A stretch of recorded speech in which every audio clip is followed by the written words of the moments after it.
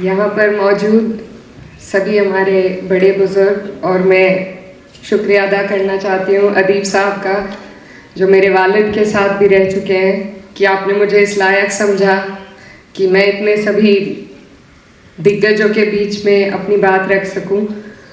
और आज मैं आप सबसे सीखने के लिए आई थी, क्योंकि मैं जिस सीट से आती हूँ, जहाँ से मैंने ये चुनाव जीता है, जैसा इमरान साहब कह रहे थे, बहुत कम ऐसी सीटें हैं जहाँ पर हम सिर्फ अपनी कौम के बलबूते पर जीत सकते हैं।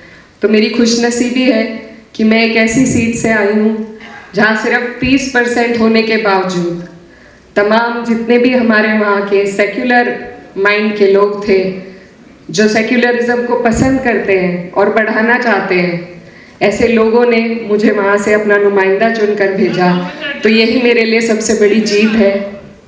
और मैं यही कहना चाहती हूँ कि आने वाले वक्त में मैं जिस उम्मीद के साथ आई थी, यही लेकर अपने दिल में आई थी कि मैं न सिर्फ किसी एक की, बल्कि जो हमारे मुल्क, और कोशिश करनी है कि जितने भी लोगों के बीच में हम जी रहे हैं, उन्हें भी इस बात का एहसास उनकी लड़ाई लड़कर दिलाया जा सके।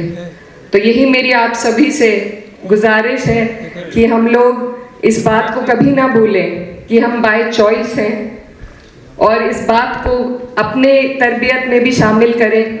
जैसा इमरान साहब ने बहुत अच्छी बात कही कि अगर हमें कोई ईद की मुबारकबाद दे रहा है, तो हमें भी बढ़ चढ़कर सभी के जश्न में और सभी के दुख में शामिल होना पड़ेगा, तभी समाज में बदलाव आएगा।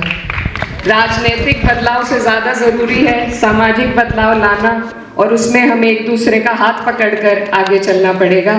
तो मैं बहुत छोटी हूँ, आप सबसे सीखने के लिए आई थी, और बस यही चाहती हूँ कि अदीब साहब ऐसी बैठकें दोबारा करते रहें, ताकि हमें सीखने का मौका मिले, पार्लियामेंट में खड़े होकर इंसाफ के साथ हम सभी की आवाज़ उठा सके।